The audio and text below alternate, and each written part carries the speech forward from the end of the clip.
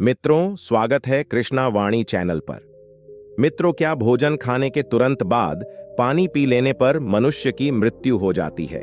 आज के इस वीडियो में हम आपको जानेंगे कि भोजन खाने के बाद जल पीना चाहिए या नहीं, और भोजन खाने से पहले का कौन सा समय होता है जब जल पी लेने पर जल अमृत के समान काम करता है।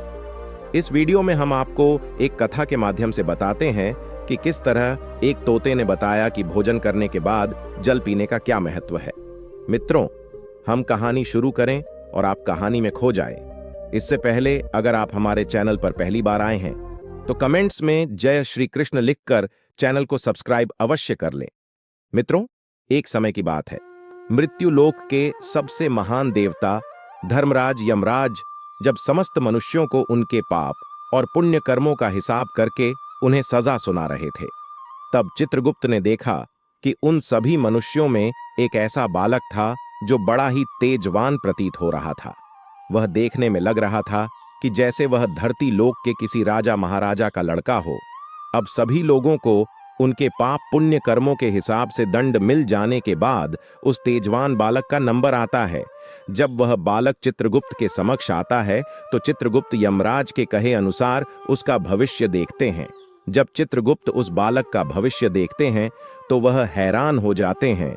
उस बालक के भाग्य में ना ही कोई पाप था, ना ही कोई पुण्य था, परंतु फिर भी उसकी मृत्यु 100 वर्ष की आयु से पहले हो गई थी। तब चित्रगुप्त यमराज से कहते हैं, हे धर्मराज यमराज, हमारे सामने जो अत्यंत तेजवान धरती लोक पर जैसे राजाओं की संतान होती है वैसा ही दिखने वाला यह बालक, इसने ना तो अपने जीवन में कोई पाप किया है और ना ही कोई पुण्य। इसके पाप और पुण्य का कांटा बराबर है, लेकिन फिर भी इस बालक की मृत्यु किस कारण से इतनी जल्दी हो गई? कलयुग के प्रत्येक मनुष्य को 100 वर्ष की आयु निर्धारित की गई है, तो इस बालक के साथ यह अनर्थ कैसे हो गया? इस बालक को तो समय से पहले ही यमलोक बुला लिया गया है। तब धर्मराज यमराज कहते हैं, हे चित्रगुप्त, इस बालक का यमलोक आने का कारण और कोई नहीं बल्कि यह खुद है। इस बालक ने भोजन करते समय जल का गलत समय पर सेवन करने से इस बालक की मृत्यु हो गई।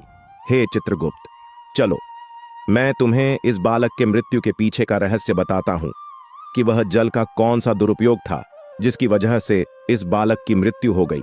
हे धर्मराज कहते हैं, हे चित्रगुप्त, मैं आपको इस बालक के द्वारा इसके जीवन में की गई गलतियां आपको बताता हूं। वह गलतियां किसी भी मनुष्य को भूलकर भी अपने जीवन में नहीं करनी चाहिए, नहीं तो उसका हाल भी वैसा ही होगा जैसा इस बालक का हुआ है। इस बालक के बीते हुए कल की कहानी प्रत्येक मनुष्य के लिए अत्यंत महत्वपूर्ण है।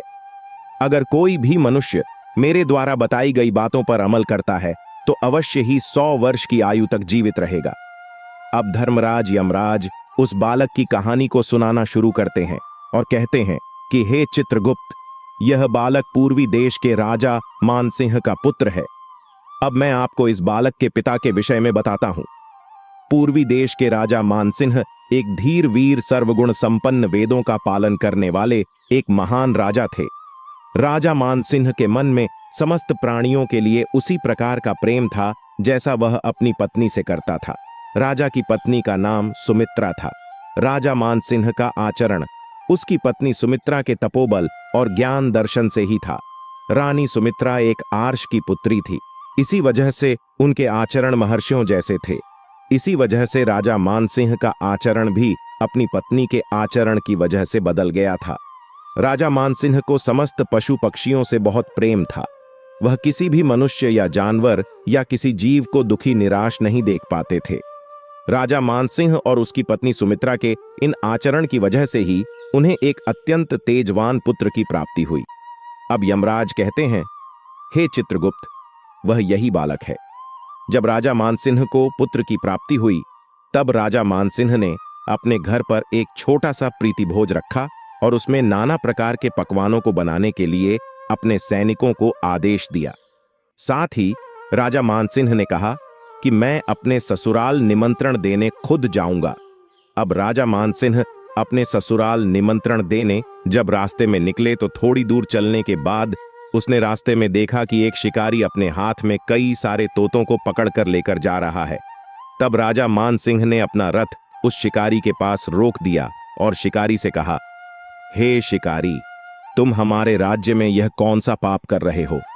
क्या तुम्हें पता नहीं है कि यहाँ का राजा मैं हूं और मेरी नजरों के सामने यदि कोई भी किसी भी मनुष्य या पशु के साथ अत्याचार करता है तो उसे सजा ये मौत दी जाती है। वह शिकारी घबरा गया और बोला कि हे राजन, मुझे यह मालूम नहीं था। मैं आन गांव से आया हूं।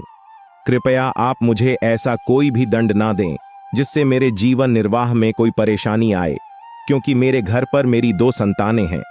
मेरी पत्नी और मेरी एक बूढ़ी माँ घर पर बैठी मेरी राह देख रही हैं। अगर मैं घर पर समय से नहीं पहुंचा तो मेरे घर वाले चिंतित हो जाएंगे।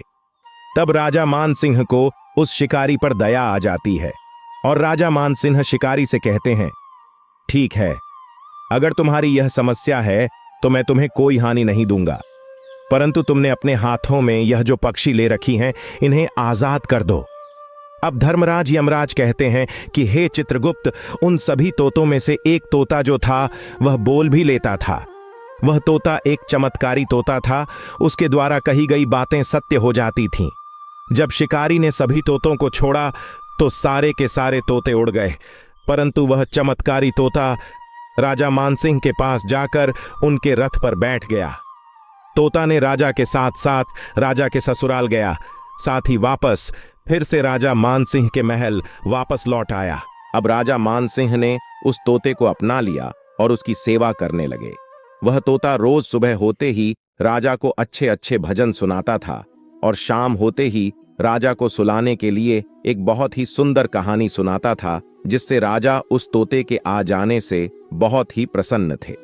एक बार उस तोते ने देखा कि राजा का पुत्र भोजन करने के तुरंत बाद जल पी ले रहा है। तब उस तोते ने सोचा, राजा का यह बालक तो ना ही शास्त्रों और ना ही वेदों के हिसाब से चल रहा है। एक दिन जब राजा मानसिंह उस तोते के पास गए, तब तोते ने कहा कि हे राजन, आपका पुत्र तो ना ही शास्त्रों के हिसाब से चल रहा है और ना ही वेदों के हिसाब से। तब राजा मानसिंह कहते हैं, हे पक्षीराज, आप क्या कहना चाहते हैं? कृपया मुझे समझाइए।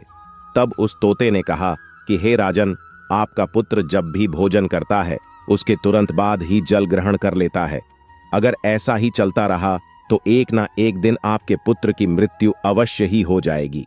हे राजन, आगे चलकर कोई परेशानी ना हो, इसलिए मैंने आपको पहले से ही सचेत कर दिया है। अब राजा मानसिंह उस तोते की बात का ध्यान नहीं देते हैं और उनका पुत्र हमेशा भोजन करने के तुरंत बाद ही जल ग्रहण कर लेता था। जब यह प्रक्रिया 6 महीने तक लगातार चलती रही तो एक दिन उस राजा के लड़के की मृत्यु हो गई। तब उस राजा को खुद पर बहुत निराशा हुई। अब वह राजा पुनः उस तोते के पास गया और उससे बोला, हे पक्षीराज, आपको यह बात कैसे पता चली कि भोजन करने के तुरंत बाद पानी ग्रहण करने पर मनुष्य की मृत्यु हो जाती है? तब उस तोते ने कहा, हे राजन, मैंने तो आपसे पहले ही कहा था कि अगर आपका पुत्र इसी तरह से भोजन करने के बाद तुरंत ही जल का सेवन करता रहा तो उसकी मृत्यु निश्चित है, परंतु आपने मेरी बात को ध्यान नहीं दिया और आज आप उसी का परिणाम भुगत रहे हैं। आज से पहले मैं मुनि पुलस्त्य के आश्रम में रहा करता था। तब मुनि पुलस्त्य ने ही मुझे बताया था कि भोजन करने के तुरंत बाद जल ग्रहण करने से मनुष्य की मृत्यु होती है। अब यमराज जी कहते हैं, हे चित्रगुप्त, यही कारण था कि इस बालक की मृत्यु हो गई। इस बालक ने ना तो कोई पाप किया है, ना ही कोई पुण्य किया है।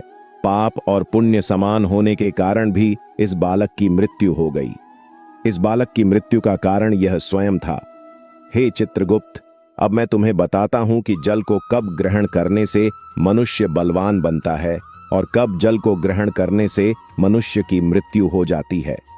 हे चित्रगुप्त, शास्त्रों में लिखा है कि खाना खाने से पहले का जल अमृत है, खाने के साथ का जल औषधि है, खाने के तुरंत बाद का जल विष है, खाना खाने के 1 घंटे बाद का जल बल है।